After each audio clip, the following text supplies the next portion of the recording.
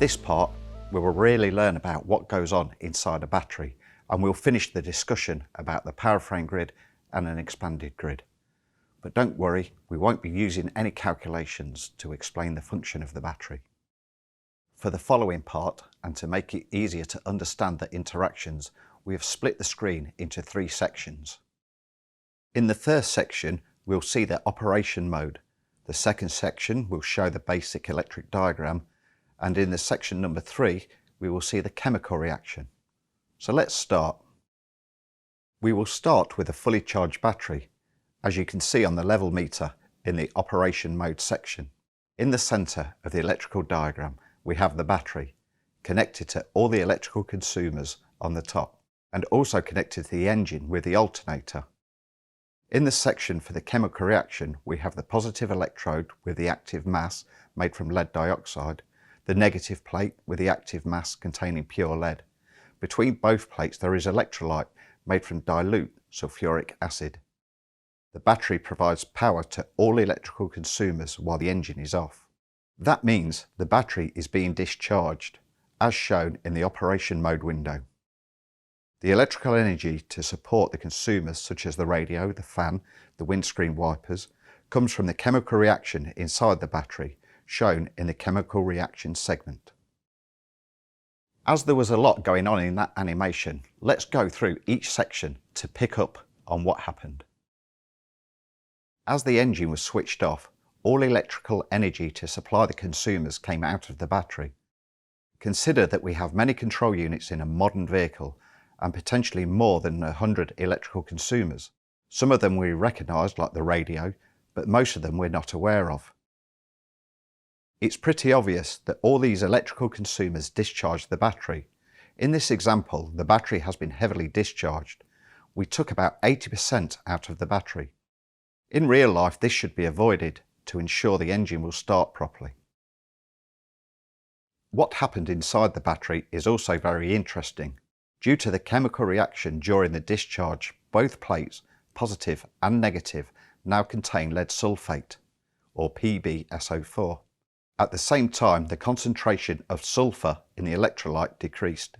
It was common in the past to measure the acid density of each cell during service to determine the status of the battery. Nowadays, most of the available batteries are sealed, so you can't measure the acid density anymore. However, some safety rules have to be observed when working with acid. That's why many employees appreciate that measuring acid density is a thing of the past. It's important to remember that a battery that has been discharged to such a low state is recharged immediately to prevent permanent damage. So let's do that. With the remaining energy, the battery needs to crank the engine in order to make the alternator run to recharge the battery. Once the engine is running, the alternator provides power to the battery and the electrical consumers in the vehicle. While we see the reverse process in the chemical reaction and an increase of acid density in the electrolyte, the battery returns to a good and healthy state of charge. Once the engine is running, the alternator provides charge to the vehicle electrical network to supply all the electrical components, such as the control units, smartphone plugged into the 12-volt socket, and features like lights or windscreen wipers. Since the alternator supplies all the electrical consumers, the power to charge the battery is limited.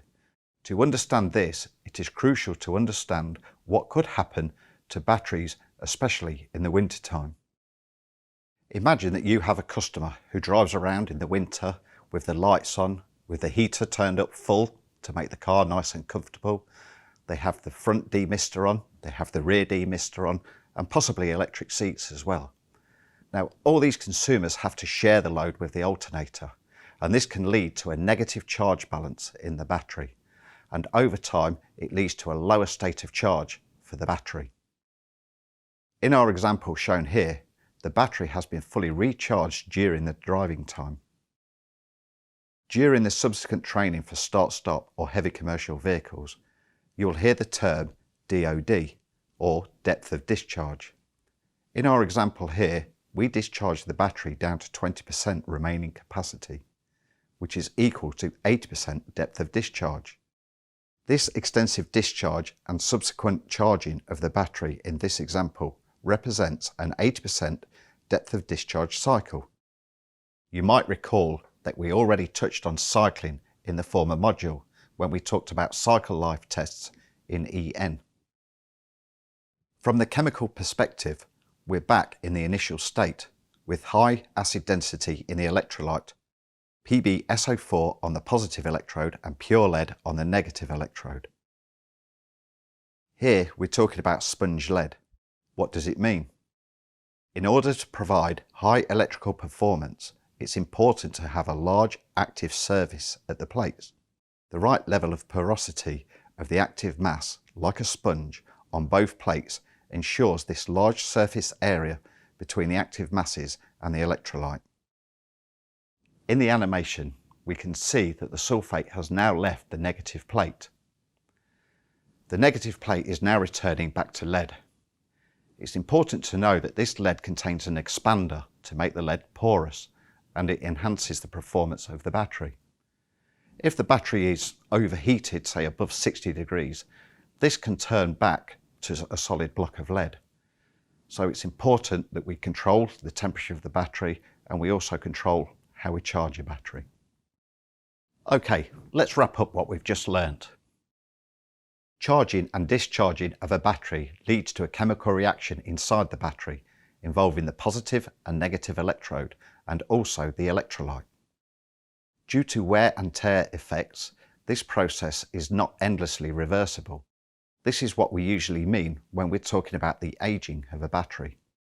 High temperatures and heavy cycle use stress the battery and increase attrition of the materials involved in the chemical process.